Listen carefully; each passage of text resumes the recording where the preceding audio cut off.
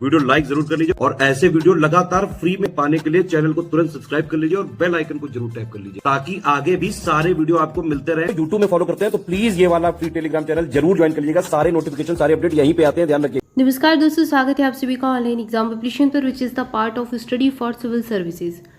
दोस्तों आज की वीडियो में हम देखने वाले हैं फिजिक्स के कुछ इंपॉर्टेंट टॉपिक जिनके बारे में हम पढ़ेंगे। हैं तो ये बेसिक टॉपिक ही, जैसे आज हम समझेंगे गति क्या है, विस्थापन क्या है, दूरी क्या है, लेकिन इनके जो डेरिवेशन है या फिर इनके जो एग्जाम्पल हैं वो एग्जाम में पूछे जाते हैं, अक्सर एग्जाम में पूछे जाते हैं। तो आपके जिन भी एग्जाम में साइंस पूछी जाएगी, स्पेशली साइंस में फिजिक्स पूछी जानी है, तो यांत्रिकी अगर टॉपिक दिया गया है तो आप ये वीडियो जरूर देखें।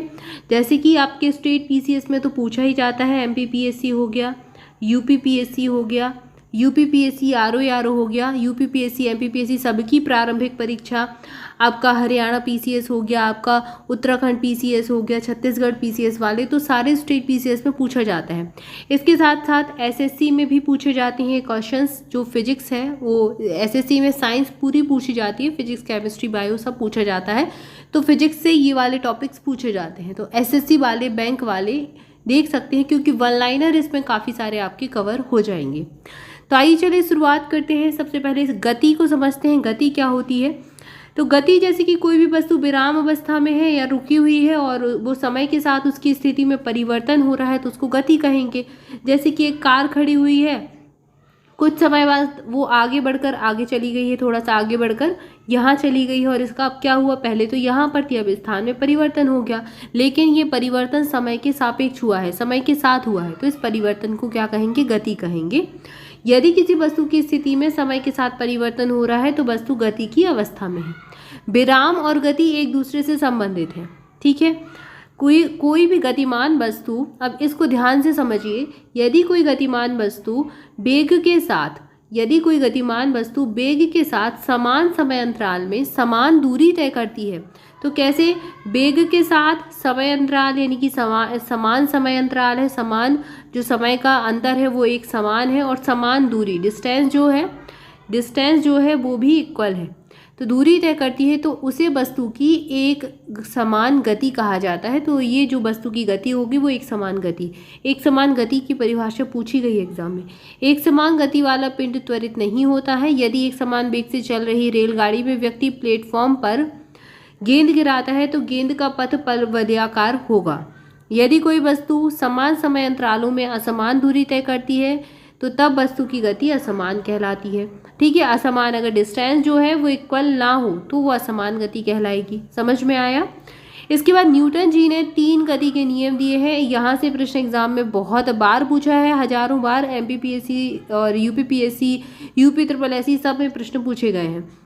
तो न्यूटन की गति का पहला जो नियम है, प्रथम नियम, फर्स्ट लॉ, क्या कहता है, इस नियम के अनुसार यदि कोई भी वस्तु विराम अवस्था में है तो वह तब तक विराम में रहेगी जब तक कि बाहर से कोई उस पर बल ना लगे। जब तक बल ना लगेगा तो वो गति की अवस्था में नहीं आएगी। तो कोई वस्तु विराम अवस्था में तब तक रहेगी, यदि कोई वस्तु गति की अवस्था में है तो वो गति की अवस्था में ही रहेगी जब तक कि उस पर बाह्य ना लगे। तो विराम वस्तु विराम रहेगी, चलने वाली वस्तु चलती रहेगी। अब जैसे गाड़ी चल रही है तो वो चल रही है, अगर उसमें ब्रेक नहीं लगाएंगे, ब्रेक क्या है, एक प्रकार का फोर्स ही तो है, एक प्रकार का बल ही तो है, तो जब तक ब्रेक नहीं लगाएंगे वो चलती रहेगी। ऐसे ही गाड़ी चलेगी कब तक नहीं, जब तक हम उसको स्टार्ट नहीं करेंगे, उस पर फोर्स नहीं लगाएंगे तो गाड़ी चलेगी नहीं। साइकिल में जब तक हम पैडल नहीं भांजेंगे तब तक साइकिल चलेगी क्या, साइकिल में भी फोर्स लगाया जाता है तब साइकिल चलती है। तो ये गति का पहला नियम है, इसको जड़त्व का नियम भी कहते हैं। ये चीज़ याद रखना है, ये प्रश्न पूछा गया है, जड़त्व का नियम गति के किस नियम से संबंधित रखता है, तो ये पहला नियम है, ठीक है। इसके एग्जाम्पल सुन लीजिए। एग्जाम्पल यहाँ से प्रश्न इंडिविजुअल पूछे जाते हैं। चलती हुई बस के अचानक रुकने पर उसमें बैठा हुआ यात्री आगे की ओर झुक जाता है, तो ये किस कारण होता है, ये किस प्रभाव से, ऑप्शन आपसे पूछे जाएंगे, तो ये किस कारण, जड़त्व के कारण होता है। या फिर व्यक्ति की विराम अवस्था में रहने की, व्यक्ति तो विराम अवस्था में है और गाड़ी एकदम से रुक गई तो चलती व्यक्ति जो है, देखो चलती गाड़ी में व्यक्ति बैठा हुआ है तो वो भी गतिमान अवस्था में ही रहता है, और फिर गाड़ी एकदम से रुक जाती है तो व्यक्ति आगे की तरफ झुक जाता है। फिर रुकी हुई गाड़ी के अचानक चल पड़ने पर उसमें बैठा हुआ यात्री पीछे की ओर झुक जाता है। ये दोनों ही एग्जाम्पल गति के पहले नियम या फिर जड़त्व के नियम के, इतना याद रखिए। इसके बाद है द्वितीय नियम, जो न्यूटन की गति का सेकेंड लॉ, दूसरा नियम क्या कहता है, वस्तु के संवेग में परिवर्तन, कोई वस्तु है अगर उसके संवेग में परिवर्तन हो रहा है तो संवेग में परिवर्तन की दर उस पर आरोपित बल के अनुक्रमानुपाती होती है, उस पर जो फोर्स लगाया जाता है उसके अनुक्रमानुपाती होती है। और संवेग परिवर्तन आरोपित बल की दिशा में ही होता है, जो संवेग का परिवर्तन है वो बल की दिशा में ही होगा। या फिर इसकी दूसरी परिभाषा और है, इस प्रकार बल के अधीन किसी वस्तु का त्वरण शुद्ध बल के समानुपाती होता है। अब त्वरण जो है वो कैसा हो जाएगा, बल के समानुपाती हो जाएगा और शुद्ध बल की समान दिशा में और वस्तु के द्रव्यमान के व्युत्क्रमानुपाती होता है। और जो त्वरण है द्रव्यमान के व्युत्क्रमानुपाती हो जाएगा, व्युत्क्रमानुपाती यानी कि बटे में और समानुपाती यानी कि समान अनुपात में, ठीक है ना। तो ये इन दोनों को अगर मिला देंगे तो ये वाला डेरिवेशन बन जाएगा। इस प्रकार से त्वरण को ए से प्रेजेंट करते हैं और बल को एफ से प्रेजेंट करते हैं यानी कि फोर्स, और द्रव्यमान को एम से यानी कि मास से प्रेजेंट करते हैं, तो एफ अपॉन एम बन जाएगा।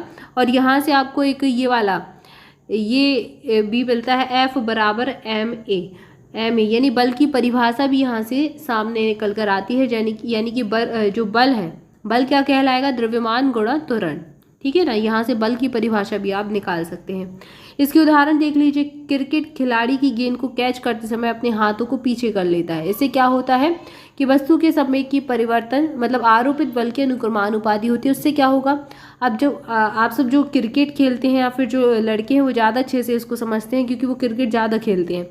तो क्रिकेट की गेंद को जब कैच करते हैं तो हाथ पीछे कर लेते हैं। इससे क्या होता है, जो क्रिकेट की गेंद है उसका समय अंतराल थोड़ा सा बढ़ जाता है और वो जो चोट है वो कम लगती है, यानी कि जो बल है वो थोड़ा सा हाथों में कम लगता है, फोर्स कम लगेगा तो आपको चोट नहीं लगेगी, ये कारण होता है। इसके बाद चलिए स्टार्ट करते हैं गति का तीसरा नियम पढ़ना शुरू करते हैं, थर्ड लॉ। प्रत्येक क्रिया की विपरीत प्रतिक्रिया होती है, सबसे आसान सा लॉ है ये, क्रिया की विपरीत प्रतिक्रिया होना। पहली वस्तु द्वारा दूसरी वस्तु पर लगाए गए बल की जो क्रिया के रूप है उसको क्रिया कहा जाता है, और दूसरी वस्तु द्वारा पहली वस्तु पर लगाए गए बल को प्रतिक्रिया कहते हैं। मतलब अगर पहली कोई वस्तु है वो दूसरी वस्तु पर फोर्स लगा रही है, उस बल को क्या कहेंगे, क्रिया कहेंगे, एक्शन कहेंगे, ठीक है ना। और जब दूसरी वस्तु पहली वस्तु पर बल लगाएगी उसको क्या कहेंगे, रिएक्शन कहेंगे, प्रतिक्रिया कहा जाएगा। पहली वस्तु पर बल का आकार दूसरी वस्तु पर बल के आकार के बराबर होता है, जितना फोर्स यहाँ से लग रहा है उतना ही फोर्स यहाँ से लगेगा। न्यूटन की गति के तीसरे नियम को क्रिया प्रतिक्रिया के नियम के रूप में भी जाना जाता है। उदाहरण के तौर पर समझिए, बंदूक से गोली चलाने पर बंदूकधारी को पीछे की ओर झटका भी लगता है। कुएं से पानी खींचते समय कुछ रस्सी टूट जाती है और आदमी कुएं के पीछे गिर जाता है, ठीक है। तो ये क्रिया प्रतिक्रिया वाले एग्जाम्पल हो गए हैं कि अगर जैसे गोली चलेगी तो जितना फोर्स आगे की तरफ गोली लगा रही है उतना फोर्स पीछे की तरफ भी लगता है। इसके बाद दूरी की परिभाषा क्या होती है, किसी गतिमान कण द्वारा किसी निश्चित समय अंतराल में तय किए गए वास्तविक पथ की लंबाई को दूरी कहते हैं। तो डिस्टेंस की जो लंबाई होती है, वास्तविक पथ की जो लंबाई है उसको क्या कहा जाएगा, दूरी। अब वास्तविक पथ से मतलब क्या होता है, जैसे कि ये कहीं पर आपकी क्लास है, ये आपका कहीं पर घर हो गया, ठीक है। अब इस क्लास में आपको घर से जाना है तो आप यहाँ से सीधे जा सकते हैं, आप यहाँ से ऐसे करके ऐसे भी जा सकते हैं, आप यहाँ से करके ऐसे भी जा सकते हैं। ये सारी ही डिस्टेंस कहलाएगी, ये वास्तविक दूरी कहलाएगी। दूरी एक अदिश राशि है, इसका मात्रक मीटर है, ठीक है। ये चीज़ याद रखना है, ये कई बार एग्जाम में पूछा गया है। दूरी कैसी राशि है, तो दूरी एक अदिश राशि है यानी कि दिशाहीन होती है, और दूसरा इसका मात्रक क्या है, मीटर होता है। इसके बाद विस्थापन क्या कहलाता है, किसी वस्तु की गति की प्रारंभिक और अंतिम स्थितियों के बीच की जो न्यूनतम दूरी है उसको वस्तु का विस्थापन कहते हैं। अब प्रारंभिक स्थिति, जैसे कि कोई वस्तु है, कोई व्यक्ति है, वो यहाँ से चलना प्रारंभ करके अपने स्कूल तक जा रहा है या फिर क्लास तक जा रहा है, तो ये प्रारंभिक स्थिति हो गई, ये अंतिम स्थिति हो गई। इन दोनों के बीच की जो न्यूनतम दूरी है उसको विस्थापन कहेंगे। यह कण की गति के प्रारंभिक और अंतिम स्थिति सदिशों के परिवर्तन के बराबर होती है, और विस्थापन एक सदिश राशि है, ये चीज़ जरूर याद रखें, कई बार एग्जाम में पूछा गया है। इसका मात्रक भी मीटर होता है। विस्थापन का परिमाण होता है गतिमान वस्तु द्वारा चली गई पथ की लंबाई के बराबर भी हो सकता है और नहीं भी हो सकता है। ये आपको याद रखना है, ये फैक्टर याद रखना है, आपको ये फैक्ट याद रखना है। ये एग्जाम में जो जैसे यूपीपीएससी है, एमपीपीएससी हुआ, ऐसे फैक्ट पूछते हैं कथन के रूप में, तो इनको जरूर याद रखें। दूरी और विस्थापन में अंतर क्या होता है, दैनिक भाषा में दूरी और विस्थापन का एक ही अर्थ में प्रयोग लिया जाता है, लेकिन भौतिकी में यानी फिजिक्स में इन दोनों का अर्थ अलग होता है। किसी वस्तु द्वारा दो बिंदुओं के बीच तय किए गए विशिष्ट पथ की लंबाई को दूरी कहते हैं। विस्थापन एक सदिश राशि है जबकि दूरी एक अदिश राशि होती है, ठीक है ना, जिसकी लंबाई एक बिंदु की प्रारंभिक और अंतिम स्थिति के बीच सबसे छोटी दूरी के रूप में जाना जाता है। तो विस्थापन किसको कहेंगे? विस्थापन कहा जाएगा जैसे कि ये घर है आपका, ये आपकी क्लास है और ये आपका घर है, सबसे छोटी दूरी उसको कहा जाएगा विस्थापन। लेकिन ये जो दूरी है, यहाँ से जो आ रहे हैं या फिर यहाँ से घूम के यहाँ आ रहे हैं, पहुँच तो यहीं पर रहे हैं, तो कैसी भी अगर आप कैसा भी मार्ग तय कर रहे हैं उसको दूरी कहा जाएगा। तो डिस्टेंस आपकी कैसे भी हो सकती है। तय की गई दूरी में केवल परिमाण होता है जबकि विस्थापन में दिशा के साथ साथ परिमाण भी होता है। दूरी में दिशा नहीं होती, सिर्फ परिमाण होता है, लेकिन विस्थापन में दिशा भी होगी, ठीक है ना, और परिमाण भी होगा क्योंकि ये सदिश राशि है। जो सदिश राशियाँ होती हैं उनमें दिशा होती है, परिमाण होता है, लेकिन जो अदिश राशियाँ होती हैं उनमें दिशा नहीं होती है, परिमाण बस होता है।